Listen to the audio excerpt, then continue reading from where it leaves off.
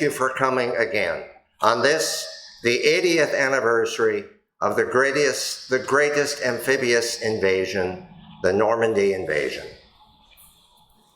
Soldiers, sailors, and airmen of the Allied Expeditionary Force, you are about to embark upon a great crusade toward which we have striven these many months. The eyes of the world are upon you. The hopes and prayers of liberty-loving people everywhere march with you. These were the words of Dwight D. Eisenhower that were issued to the soldiers and sailors and airmen and to the world. The invasion to liberate Western Europe and end Nazi tyranny in Europe. This program today is dedicated to David Ramsey, my co-author, who, with me, published the first Anglo-American history ever published of the Normandy invasion a few years ago. And today we have the 80th anniversary edition in paperback for you, if you're interested. Well, let's get started, because this is a fascinating story, and I'm sure you'll have many questions afterwards. Well, here is General Morgan. He was a British officer. He knew Eisenhower very well, and he was assigned to first write the invasion plan for Normandy. He started in March of '43. His deadline was August 1st. Here's the plan he came up with. And if you look carefully at the map, you'll notice there are only three invasion beaches. But basically, that was the site they had chosen. Though they had considered, the Germans thought they would use Pas-de-Calais because it was so close, and they'd get better fighter cover because the fighters didn't have the range unless they had drop tanks. And the Germans thought they would land at Pas-de-Calais. Well, before the deadline, Morgan had to present a preliminary report to Winston Churchill. And he sent his aide to the office that gave out the code names for these invasions. Well, there were a lot of invasions going on at that time. And the only name they had available was Mothball. Well, Morgan said Churchill would never like Mothball. So he went with the report. Churchill sat down, he looked at this, and he said, "Mothball? Do you think the grandchildren of these men who are liberating Western Europe are going to tell them that they were in the great Operation Mothball? I will come up with a better name." So he sat back with his cigar and thought about it, and he said, "Overlord. The name of the invasion will be Overlord." And that was probably Winston Churchill's greatest contribution to this invasion, because he was opposed to an invasion of northwestern Europe. He remembered the fields of Flanders. He remembered all the men who had died in those fields. And from the start, the controversy of this whole campaign. And then, as you see here he has Alan Brooke, Field Marshal Alan Brooke, who was the Chief of Staff of the British, Churchill, and General Montgomery, the hero of El Alamein. Well, who was going to command this? Churchill promised Alan Brooke. Unfortunately, it didn't work out that way, because when he was in Washington and Canada for a major conference on the campaign, Roosevelt pressed him to name Eisenhower, because the majority of the troops, almost from the first day, would be American. Because of this, Alan Brooke held it against Eisenhower and actually opposed much of what he wanted to do throughout the land campaign. Well, here are the leaders. From left to right, General Omar Bradley, commander of the U.S. First Army, had been Patton's deputy commander in Tunisia and Sicily. Bertram Ramsay, this is the father of my co-author, David Ramsay. He was in charge of the 7,000 ship expeditionary force, and he wrote the invasion amphibious plan, as he had done for the invasion of North Africa and Sicily and Italy. Next, Field Marshal Tedder, the deputy commander, Air Marshal Tedder, deputy commander under Eisenhower. Then Ike Montgomery, the British commander of the British Canadian Army, and he was named temporary ground commander of the whole thing because Eisenhower felt he didn't have the experience that you will see was a very big mistake. Air Marshal Lee Tafford Mallory, Allied Air Commander. Beadle Smith, General, he was the Chief of Staff for Eisenhower. And then you see underneath, good old George Patton. Well, he played a major role, but he was not in charge of the American Armed Forces, was he? Or the Army units. He was the commander only of the Third Army because of mistakes that put him in the doghouse, which we'll talk about in a little bit. So Montgomery ended writing up the final ground assault plan for Normandy. There it is, 5 beaches. And Eisenhower, as I said, had named him the deputy commander, and he planned on the first day that the British would take the city of Caen. Caen is the key city in Normandy, because if you have that city, you then have the key to the flat plain outside of the Normandy hedgerow area. The plan was the British would take that the very first day, and the American and British armor would then break out across France and then attack Germany. Well, here's Ike and Ramsay. They had worked well together in the first invasion, in Torch and in Husky and in Italy, and they worked well this time. And Ramsay wrote a very complex overlord invasion plan. It was called Neptune. And this was the plan for the bombardment, the landings, amphibious assault, and then the logistical support for the rest of the operation, which would stretch all the way to the end of August. Remember, they needed a port. They did not have a port. You have to have a port to provide the logistics to support a huge invasion of millions of men. You should also know that Churchill and Ramsay were very good friends, because when Churchill ordered the evacuation of Dunkirk, who implemented it? Ramsay. He implemented it. He figured it out. He was the hero, really, of Dunkirk, because he was the one that forced the Navy to provide the destroyers, besides mobilizing all those small ships. As part of Neptune, this picture shows how the 6,000 to 7,000 ship invasion fleet would move from all of these ports to Area Z, and then they would be dispersed to the 5 landing beaches. The Neptune plan, he predicted that the Allies would have to have the port of Antwerp. Have any of you been in Antwerp? Any of you? Well, I've been nearby, okay. And without that port, they would not have the supplies to carry them into an invasion of Germany. They would have to continue to move all those supplies from the beachhead all the way across France, because the railroads would have been pulverized by the Americans before the invasion, obviously. So he foresaw a chronic shortage also of invasion craft, the Higgins boats. Maybe you've been down in New Orleans and saw some of the Higgins boats in that museum. Well, they were in short supply. They were needed all over Italy, the Pacific, France, etc. They had to delay the invasion 1 month. Also, he convinced the Allies not to try to launch 2 invasions at once. The plan was to invade southern France simultaneously as Normandy, and they couldn't do it.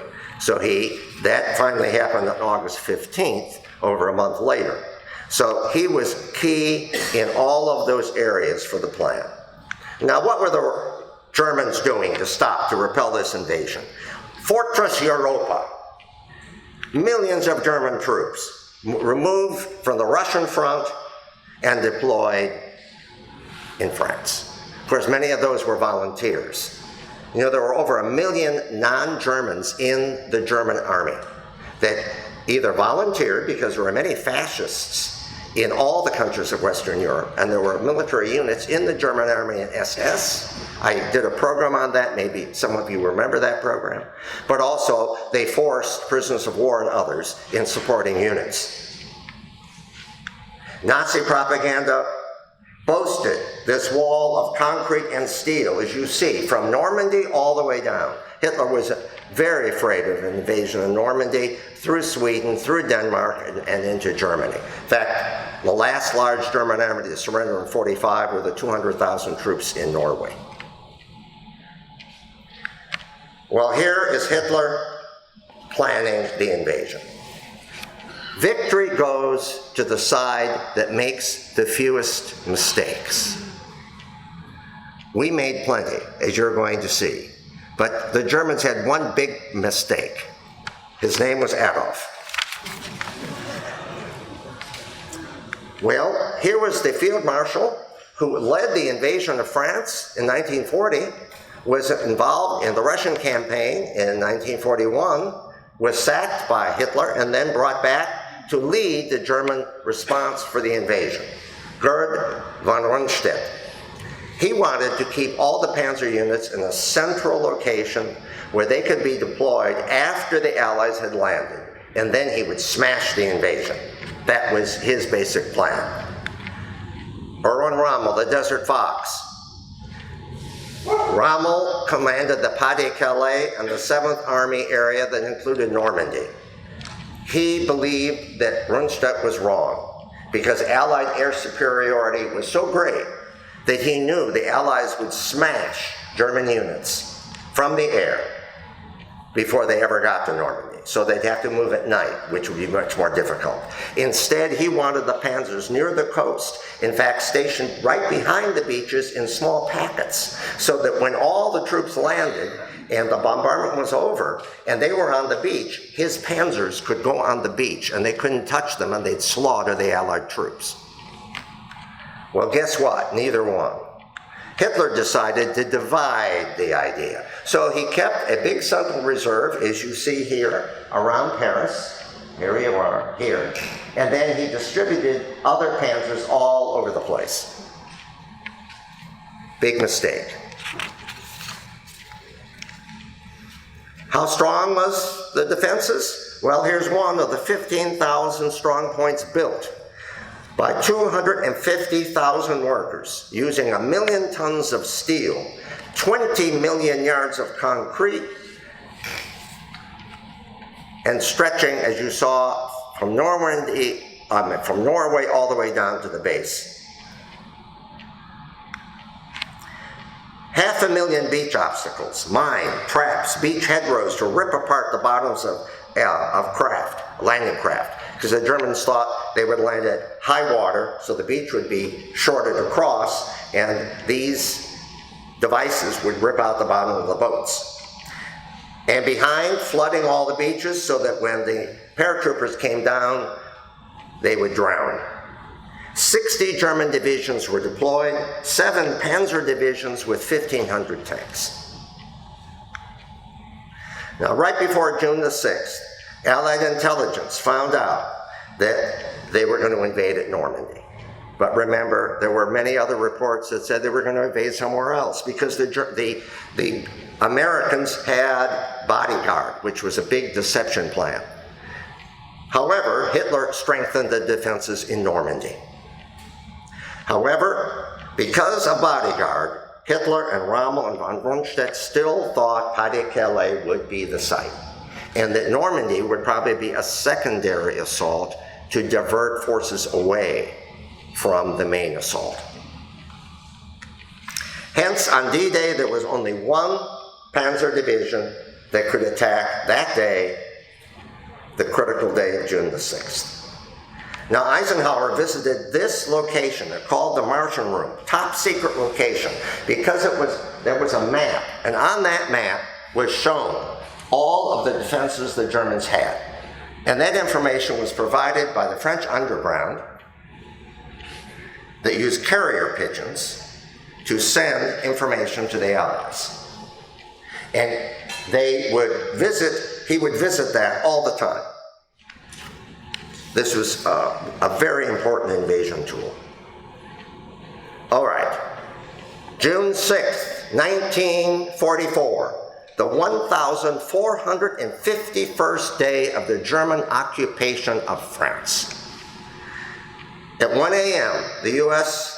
82nd Airborne and the 101st Airborne and British 1st Airborne parachuted into Normandy. What were their objectives?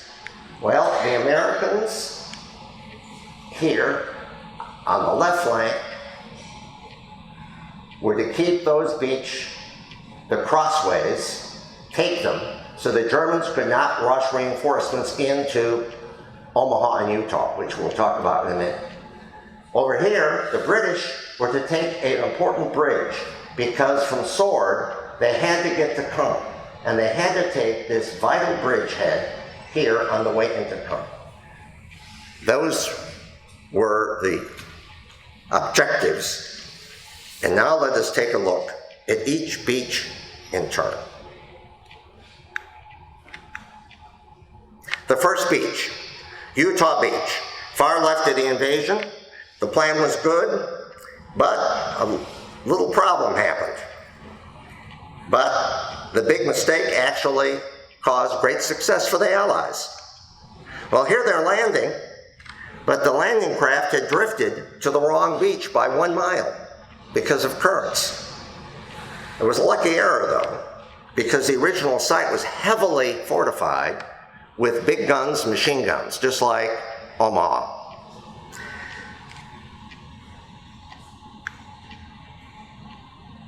So here's the first beach. As you can see here, there we are, Omaha, or Utah, I should say. Oh, let's go back one. Well, General Roosevelt's grandson of Teddy Roosevelt realized the error, but his decision was the invasion starts here, so they didn't move. And in fact, they made contact with the 82nd Airborne that day, and they were the only beach to make their objectives out of the 5 beaches on that day. So Utah Beach was the big success story of this invasion. Now we move on to Omaha. And here's Omaha Beach. And Omaha Beach was by far the most difficult. But if you see, if there had been no Omaha Beach, the Americans had been here, and the British and Canadians over here, and in between, this was the vital link. They had to have this beach, or the Germans would have been able to concentrate either against the British and Americans first and wipe that out, or the Americans first.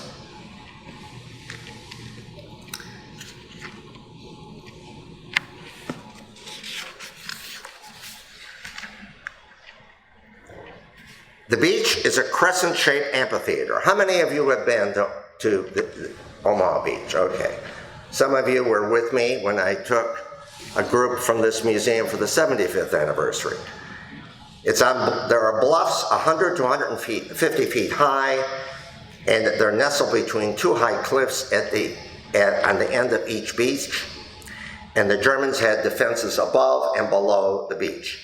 35 pillboxes and dugouts, 88 75mm guns, 60 light artillery pieces, 35 anti-tank guns, 85 machine guns, 6 mortar pits, I'm sorry, just listen, 4 field artillery, 298 other defensive weapons on this beach. Now the booby traps. They were designed, as I said, to rip up or blow up the landing craft on the bottoms. There were millions of landmines on the beaches or inland across all of Normandy. These Omaha defenses were manned by the 716th Coastal Defense Division, mostly made up of Slav and Polish so-called volunteers. So these were not great German troops. However, on March the 15th, a first-class 357th Infantry Division moved in to bolster these defenses. Rommel wanted the whole division put right on Omaha Beach. The commanding general didn't do it. On the day of the invasion, there were only one artillery battery and battalion and 2 infantry battalions on the beach itself. The reserve troops were 12 miles inland. The Germans regularly shot down all the carrier pigeons, or many of them, that the underground sent to England. They shot down all the carrier pigeons with information about the 352nd German Division. They didn't know it was there. 6 a.m., first landings. The German 85 machine guns concentrate on each landing ramp. As it hits the beach, the 30 men inside are shot to pieces. You saw that in the movie Saving Private Ryan. That's what happened. The 1st and 29th Infantry Divisions of the U.S. Army, the forward elements were raped by concentrated mortar, machine gun, artillery fire. Omaha was strewn with piles of dead, wounded, and wrecked equipment. Worse yet, Admiral Kirk, the American admiral, had defied Admiral Ramsey, and he ordered too short a bombardment of the beach, plus he launched the landing craft too far out, including the amphibious tanks. The amphibious tanks were meant to land and knock out those pillboxes. Almost all those tanks sank before they got to the beach, and the men were drowned. Also in the landing craft, many of them became violently seasick and were weighed down by packs. Also, they were also let off too far from the beach, and being weighed down, they drowned, many of them. Allied destroyer captains saw this slaughter, and they improvised. They sailed very close to the beach and turned their guns on those pillboxes. Using hand signals, the troops on the shore guided them to knock out each pillbox.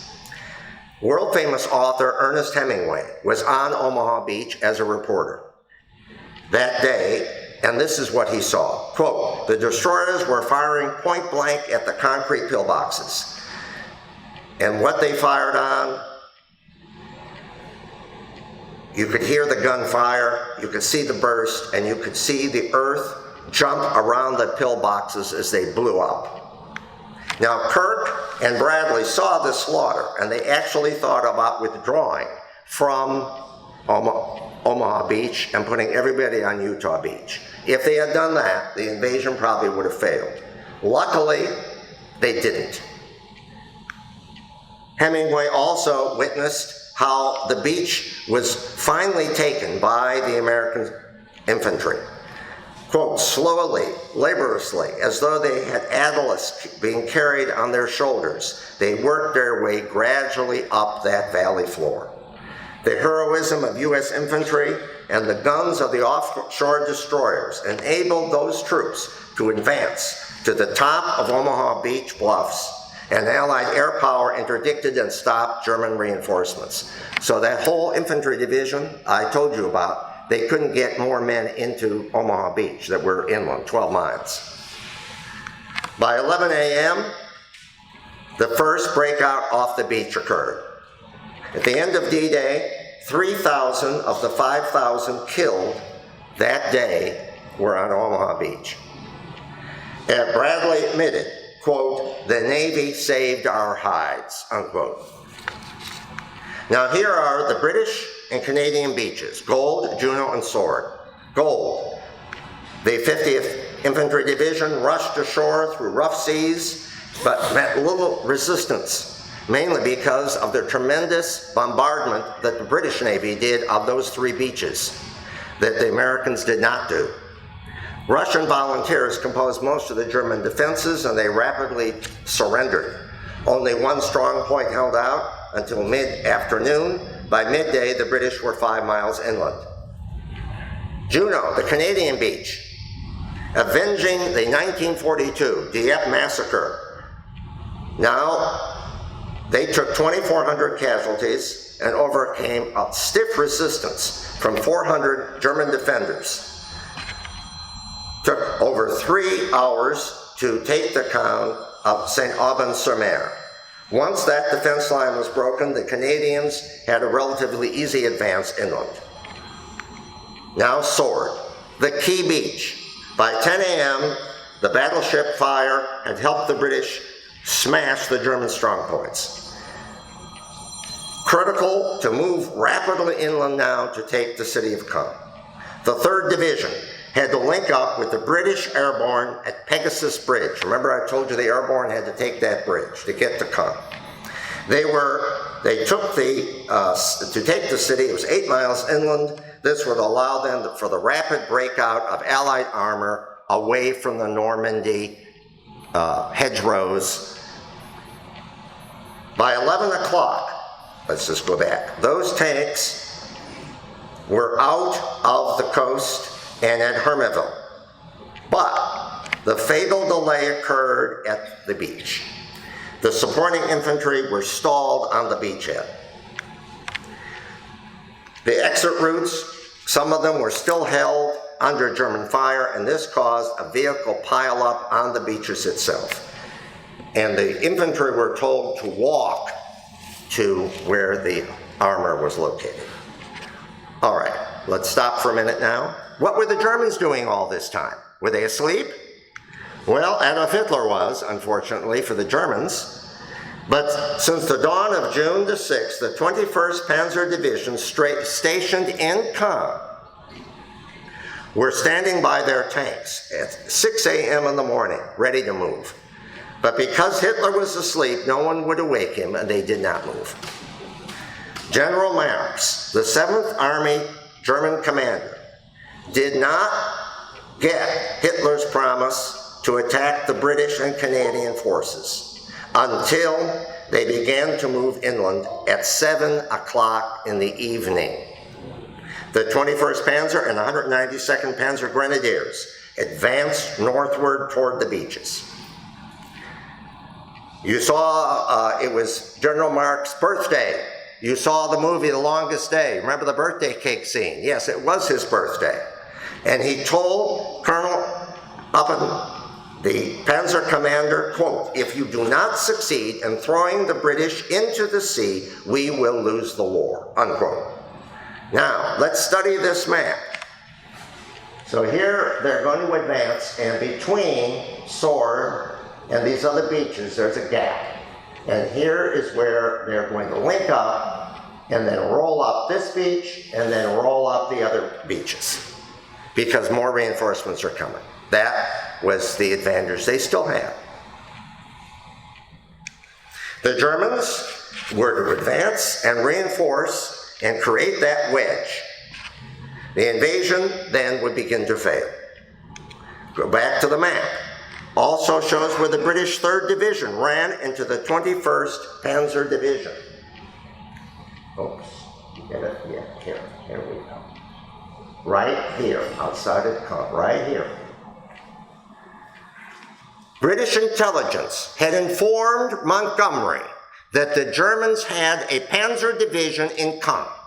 He did not tell the commanders of the British Armored Division that they were there. He didn't want to discourage them.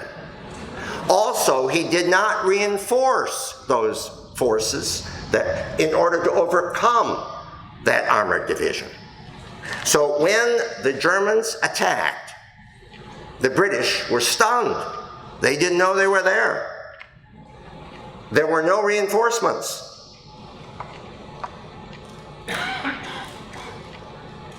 So that day, they retreated. 16 weeks later, they took Caen. 16 weeks later. This was the most important failure of the invasion, designed by Montgomery himself. Now, 8 p.m., the Germans get to the coast. They link up with the coastal troops. Almost immediately, this huge armada of 250 airplanes and gliders appears over them. They're shocked. How did the Allies respond so fast? Because they were coming to get them. No, they weren't. They were going to reinforce the Pegasus Bridge, those paratroopers. What happened? The Germans panicked. What did they do? They retreated. And as they retreated, they met the Panzer forces coming up to reinforce them. If they had not retreated and been reinforced, once again, the invasion would have been put in severe jeopardy. That was the Germans' major blunder of the day. Well, where's Irwin? The Desert Fox, what's he doing? Is he asleep? Remember, the invasion was delayed by one day. On June 5th, it was the worst storm in the history of the Channel for that time of year. The Germans did not have meteorologists further out in the ocean. They had some, and the Allies destroyed all of that. This is by 44. So the prediction was, they're not coming. They didn't even have a reconnaissance plane flying over the Channel. So Rommel decides to go back to Germany and see Hitler on the 7th in order to convince him to give him more panzer divisions. Now remember, Rommel was Hitler's darling. He thought he could influence him. Also, on June 6th was a very important day. It was his wife's 50th birthday. So he got in a car and he drove back to Ulm. Ulm is a town on the Danube, and I've been there. He's buried there. Einstein was born in Ulm, in Germany. Highest church steeple in Europe. Had to drive. Hitler would not allow any of his senior commanders to fly because of Allied air superiority. All right? That morning, he gets on the phone. Invasion! My God, he's not there. The most important day in his life. June 6th, what a disaster, like Friday the 13th for some of you maybe. First, he missed the invasion. Second, he's not going to see Hitler. Third, the third thing was probably the worst of all. He had gotten shoes for his wife in Paris. They didn't fit. He just had bad luck that day. Now, if he had been there, would it have made a difference? Maybe, perhaps, but would he have called Hitler and gotten him out of bed and said, I need those damn panzers, give them to me? Possibly he would have. Would he have placed the whole front on full alert immediately when the first paratroopers landed? Yes. Would the 21st Panzer Division have been released in the morning to attack, not in the evening? Yes. And would he have ordered the entire 372nd Infantry Division to the front immediately when the invasion was starting at Omaha Beach? Because if they had been there, Omaha Beach would have been a total failure. Those are some of the real possibilities. When midnight came on June the 6th, the Allies had completed the invasion. They had succeeded. They had landed. But take a look at the bridgeheads. You can see what they had said they were going to do and how much they had occupied. Look at Omaha Beach, barely hanging on. None of them had achieved, except for Utah. They achieved their goals. Montgomery's failure at Caen would stall the entire campaign. However, on June 10th, he still told Bradley how pleased he was with the success of his original plan. What a lie. Ignoring the lie, Bradley only smiled and said to him someday he would tell General Eisenhower just how close it was to failure. So now the big lie is born. Now, due to the failure at Caen, they have to alter the entire ground plan, and now the British are only going to hold the panzers around Caen. The Americans are going to break through. But the hedgerows, which we'll talk in a minute, there was never any ever consideration of trying to break through that country because it's so bad. We'll talk about that in a second. 7th and 8th, the British 3rd Division, limited assault toward Caen. They finally, on the 10th to the 15th, the 7th British Armour start an attempt to flank Caen through the hedgerows. The British 7th Armour is faced by the 1st Panzer Reserve. This man, Whitman, and his Tiger and Mark IV tanks. Well, the British get to this outskirt village of Hill. In fact, we'll go back. They get out here. Here it is. Here's Caen. You see they're going to flank it, right? Bypass it. Force the British to evacuate. They reach there, 25 tanks, all the supporting troops. They're told then to wait. The guys get out of the tanks, have a cup of tea. This Whitman sees this. The hedgerows. These are 10-foot high hedgerows. He gets his tanks behind the hedgerows, and then he goes down the line and he blows up all those tanks. He wipes it out. He wipes out the troops in the village. Ultimately, he has to retreat because British reinforcements come. It will take 2 months, practically, after Victor's Bocage, for the British to take Caen. All right, 6 battles over 42 days. This is like the First World War. They start digging trenches, barbed wire. Here are all of these attacks. Every time he leads an attack and it's on the verge of breaking through, he is afraid of a German counterattack and he stops the attack. The British have a limited supply of manpower. They're running out of manpower. The British Army is shrinking the further you get into this campaign. They're breaking up units to reinforce other units. So the British have a significant manpower problem. Remember, they've been at this war since September of 39. But instead of preserving those troops and smashing their way through to begin with, they fight these pitiful battles and waste more casualties.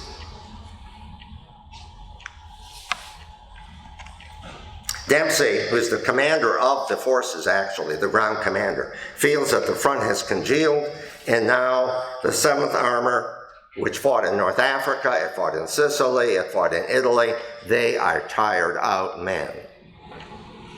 Their esprit de corps has been lost. Pictured here is Montgomery and Bradley and Patton. They look very cheerful. Montgomery repeatedly combined very bold promises with very cautious actions. His self-delusion, battlefield leadership became a pattern for the rest of the war to the end. One lie after another. In the meantime, Bradley now had to conduct this defensive campaign. Here are the hedgerows. These are 1,000-year-old growths built by farmers. Instead of having fences, they built hedgerows to keep the sheep and cattle in these small fields. From the air, it looks like a beautiful, harmless area. I took this picture when I was last in Normandy. Doesn't look too much of a great battlefield to fight in, does it? It was an offensive hell. The hedgerows were topped 3 to 6 feet, often 20 feet, topped with hawthorn, brambles, and trees. Montgomery's failure forced the Americans then to fight this Great Wall combat. The tanks proved worthless because they couldn't break through. If they went over the hedgerow, they were shot at from the underside, where they were very vulnerable.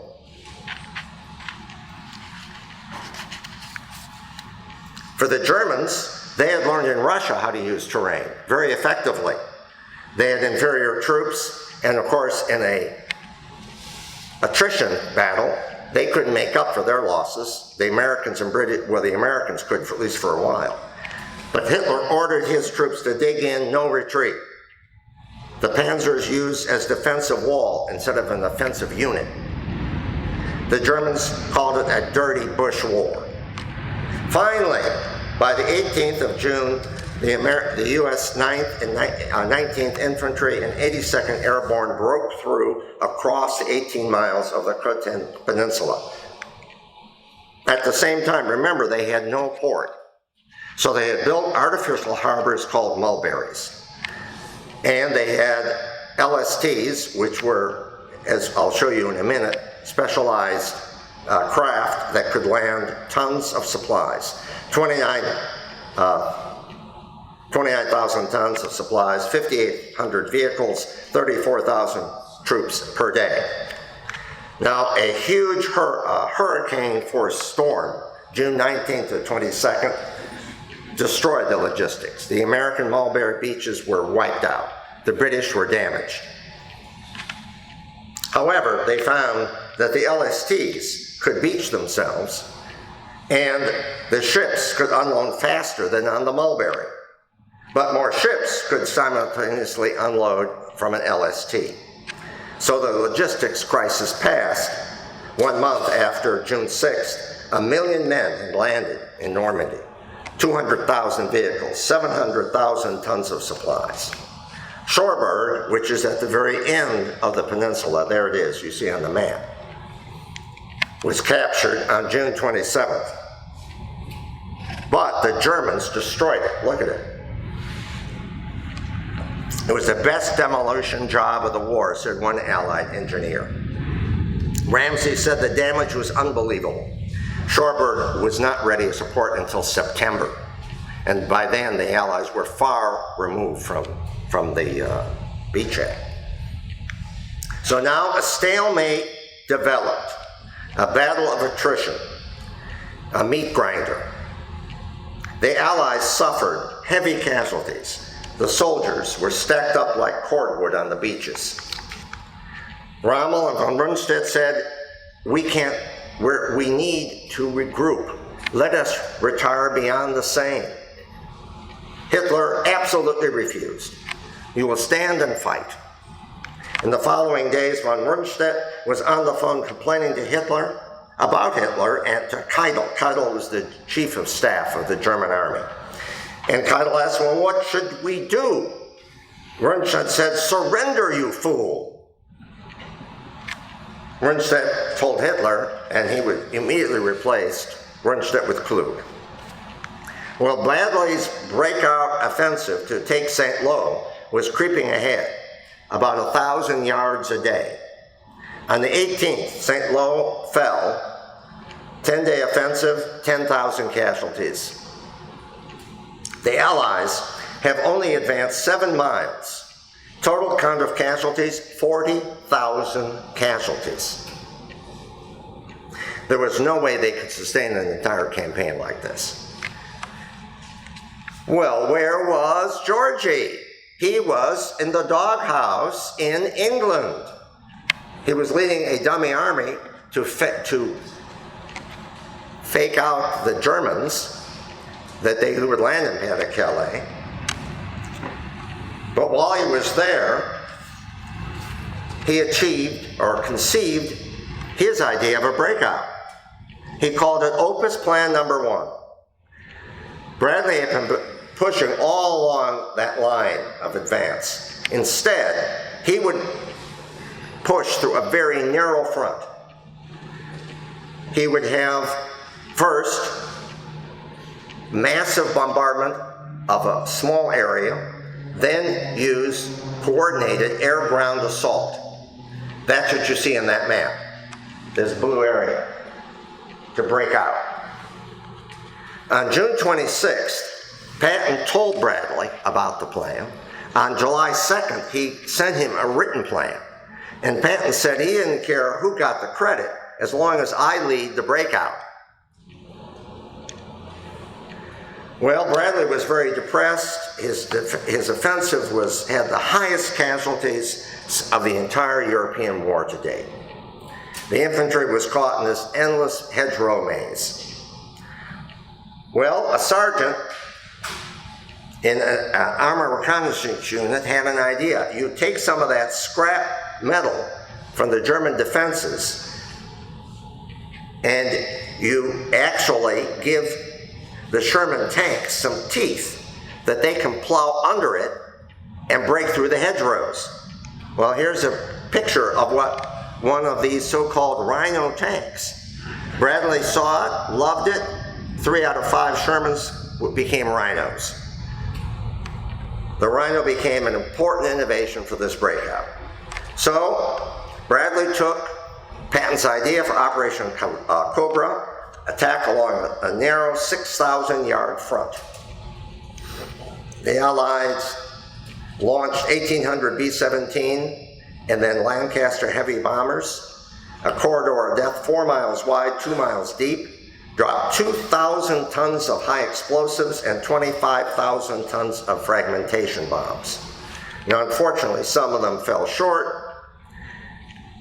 and the Lieutenant General McNair, who commanded the U.S. Army Ground Forces, was killed. He was the highest ranking officer. And friendly fire often did this in World War II, I'm afraid.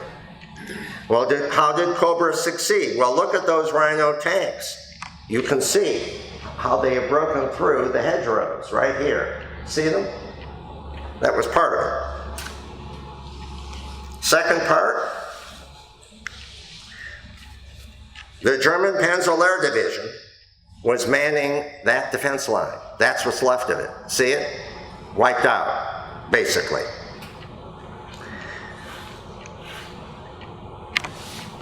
The 3rd Corps armored and mechanized infantry pushed along that coastal road where the armor and infantry married up. This is a repetition, basically, of a blitzkrieg.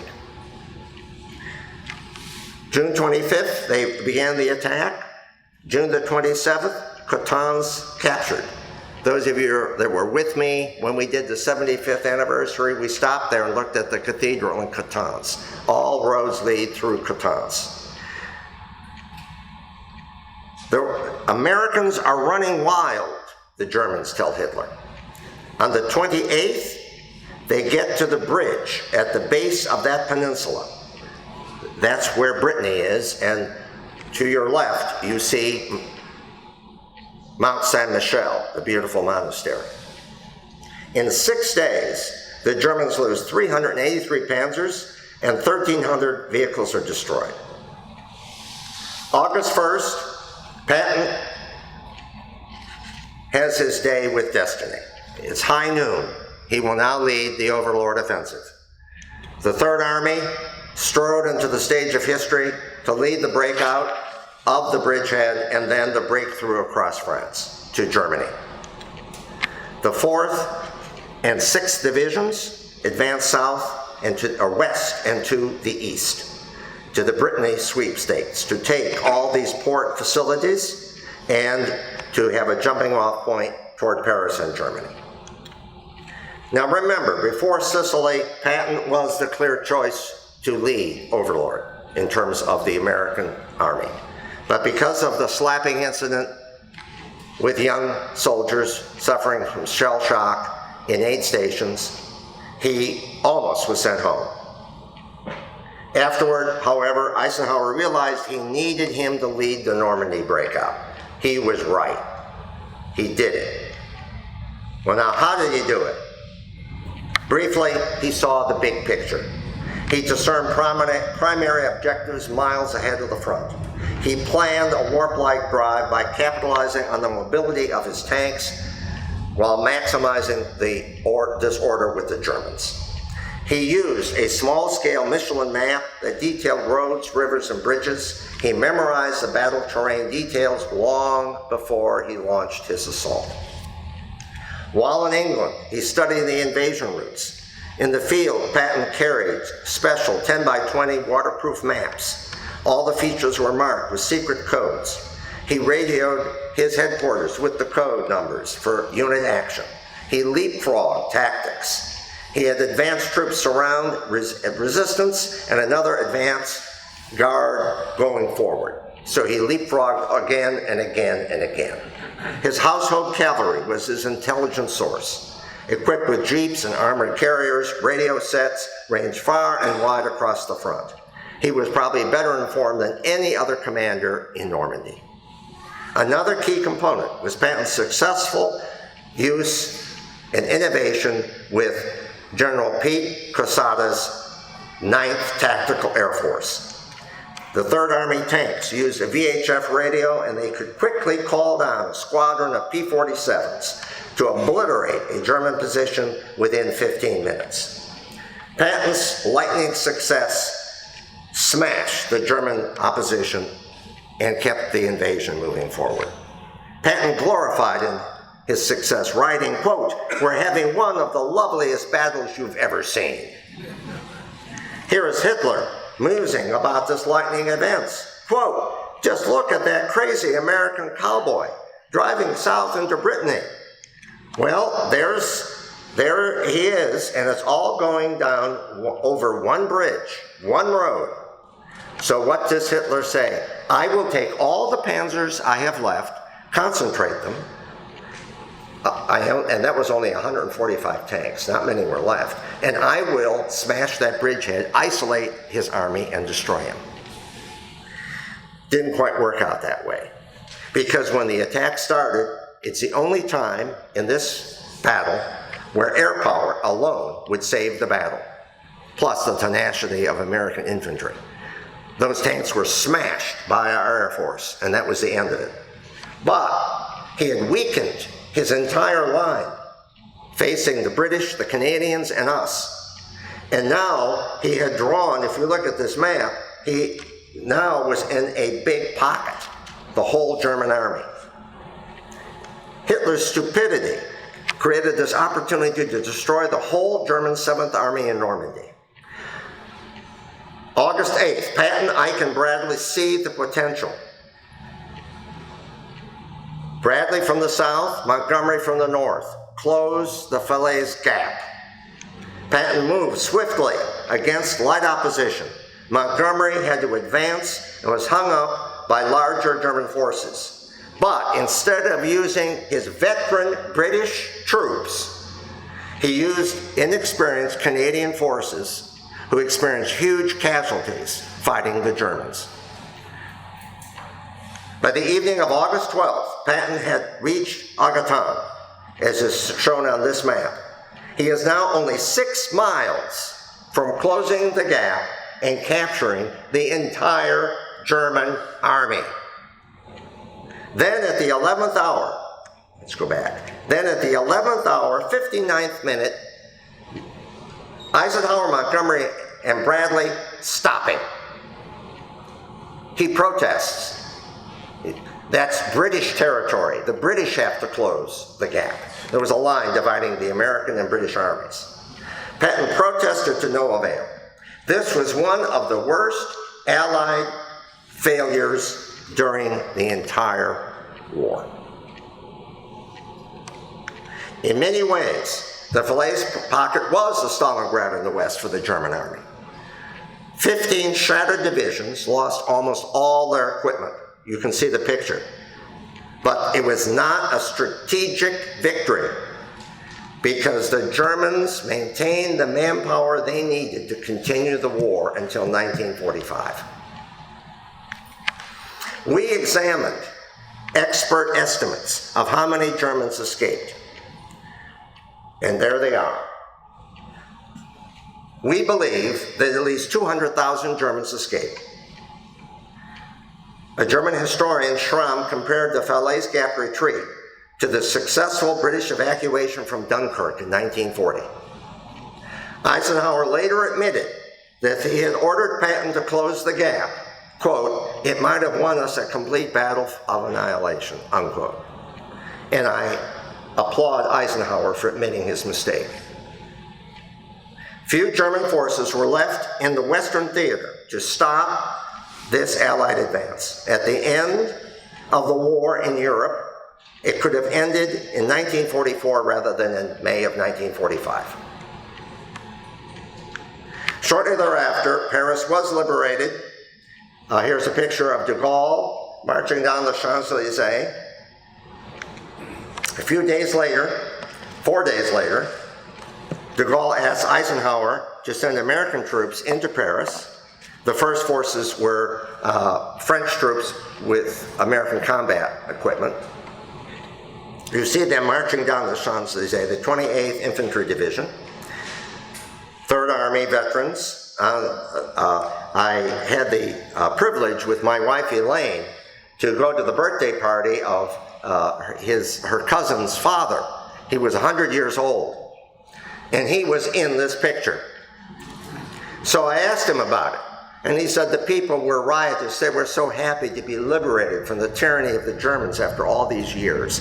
They were giving out wine and food and kissing and hugging all the soldiers. But he was stuck in the middle. He didn't get anything, and he was really ticked off.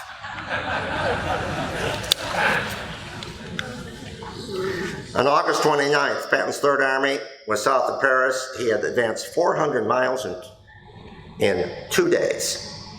August 18th, Ike approved Patton's drive into Germany. Approved. Patton's mode of operation: I've never given a damn what the enemy was going to do or where he was. I've always gotten to the place he expected me to be 3 days before he even got there. This map shows the Third Army 100 miles further east. Patton estimated breaching the west wall in 10 days. August 30th, they were closing in on Mentz, 90 miles from the Rhine. The German chief of staff said, there are no German forces behind the Rhine. Our front is wide open. With continued lightning advance, Marshall observed, now that Patton is out of the doghouse, look at that man go. Here's the west wall. Now this is a picture later, but this is the area where Patton would have broken through. There were only 5 undermanned German divisions in the way. He wrote, we're having a hell of a war, on to victory. Now, as the Allies moved further away, though, from Normandy, they had a big problem. They were running out of gas, literally. Remember what Ramsey has said, you have to take Antwerp. They had not taken Antwerp. So now, who's going to get the gas to go into Germany? There were 3 plans. Here's Patton's plan. He was going to smash through. Right now, in the south, there are 100 tanks. The Germans only had on the whole front 100 tanks and 570 planes. Nothing basically was in front of Patton. His plan was to attack from, just a second now, let's see what we got. All right, there we go. Attack from the south, then go up to the Ruhr, their industrial area, and close it, because that's where all of their manufacturing, heavy manufacturing, and then on to Berlin. And the British, of course, said, Patton's had his fun, it's our turn, give us the gas, I will use a full-blooded thrust, and I will take Antwerp, and then I will take the Ruhr, if you give me all the gas. Eisenhower, his plan, the third plan, was for both the British and the Americans to advance, but they only, and then move on to Berlin. But of course, they didn't have the gas. So what happened? On September 2nd, Ike met with Bradley and Patton. He reversed his decision and gave Montgomery the gas. Beginning on August the 29th, Montgomery's offensive advanced 250 miles in 6 days. That was his greatest advance, most rapid advance in the whole World War II. On September 4th, he took the port. Good. But he bypassed the islands leading into the port. Here's the port. You see these islands? The Germans still had troops. They just moved onto those islands. And what happened? The port was closed. Because Montgomery was moving on to his attack. The port wouldn't open till the end of the year because they had to go back and take it. Now, here's his full-blooded thrust. It was called Operation Market Garden, a massive combined airborne and ground offensive. Gigantic failure. Major German forces were present in the drop zones.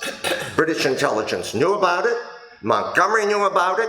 Eisenhower knew about it, and they still launched all these men into a meat grinder. The British 1st Airborne was wiped out.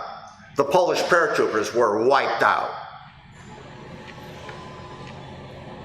Montgomery blamed the Allies for not giving him enough support. On October 6, Eisenhower, Montgomery, and Bradley and the other high brass had a conference at Versailles. And here's a picture of a few of them, but that's on a ship. Ramsay lambasted him. The Allied armies were stalled on the front. The others backed him. Finally, the British Chief of Staff criticized Montgomery. The islands were finally taken, but the supplies did not flow to the end of 44. Ike again admitted he had backed the wrong horse. A little late, but at least he admitted he made a mistake. So without Antwerp, the operational logistics stopped all of the Allied armies at the German border. And you know what happened next, the Battle of the Bulge.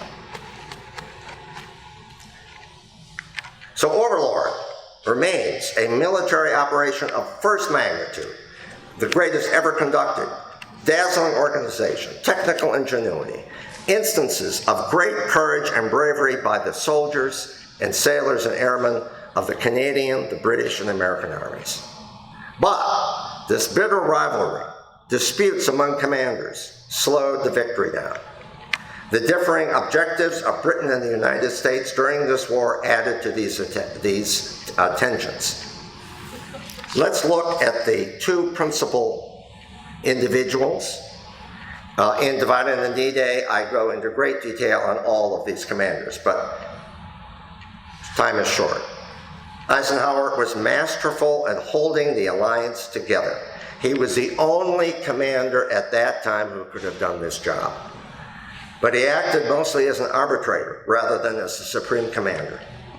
He often failed to rail in his rebellious subordinates at key moments and helped lengthen the war.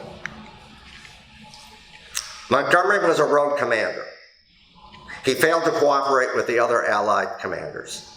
His ego was absolutely huge, cubed, squared. A reporter asked him, seriously, who are the greatest commanders in history? He named them, 3, Caesar, Napoleon, and me. And he wasn't kidding. He never admitted failure. What he wrote, what he planned, and what he said, and what he actually did on the battlefield, often at great odds with the truth. Montgomery was an accomplished liar, squared. Alan Brooke, the British Chief of Staff, and Montgomery expended more time and effort criticizing Eisenhower's abilities and decisions rather than cooperating with him. Overlord was necessary for Allied victory. The Russian army and the combined bombing campaign could not have brought Germany's defeat. Overlord did attain its objectives by vanquishing the majority of German troops in Western Europe and liberating those nations, and almost taking Berlin. The Russians took Berlin. But the divisions among these commanders were significant on D-Day and throughout the campaign. At the war's end, Patton summarized it best. The Allies won the war the wrong way. They were too slow. Allied leadership blunders lengthened the war in Europe for up to 6 months. An additional 500,000 military and civilian casualties resulted. What leadership lessons can we derive from this? Briefly, don't give away your power. Eisenhower should never have made Montgomery the field commander. Don't focus on things you can't control. Montgomery repeatedly stopped a successful attack in fear of what the Germans might do in a counterattack. 4, don't allow sudden impulses to overrule your common sense. Montgomery's jealousy of patent resulted in Market Garden, which was a disaster. 5, don't fear taking calculated risks. When that crew stopped Patton from closing the Falaise Gap, that was a calculated risk that they regretted they didn't take. Don't dwell on the past. Eisenhower failed to make Patton U.S. ground commander because of an incident in Sicily. Bradley backed Patton's offensive armored abilities, fine, but Patton should have had Bradley's job, not the other way around. And Eisenhower should have stood up to the U.S. press and said, he is my best ground commander, I'm going to use him. Don't repeatedly make the same mistake over and over and over again. That's what Montgomery did throughout the war. Don't resent the success of other people. Montgomery detested Patton for his repeated battle successes. Don't give up if you fail at first. Keep adapting and try again. The Allies followed this rule and won the war, largely by attrition and huge casualties. The Germans lacked their logistics and manpower capabilities. And don't expect immediate success. Montgomery overpromised what he could deliver on June 6th to the end of the war. What final lesson can we draw from the Overlord campaign? These mighty battles contain both triumphs and personal tragedies. They were fought to sustain great ideals. This is what gives glory to the Allied effort, whatever the rivalries and tangled relations among the commanders.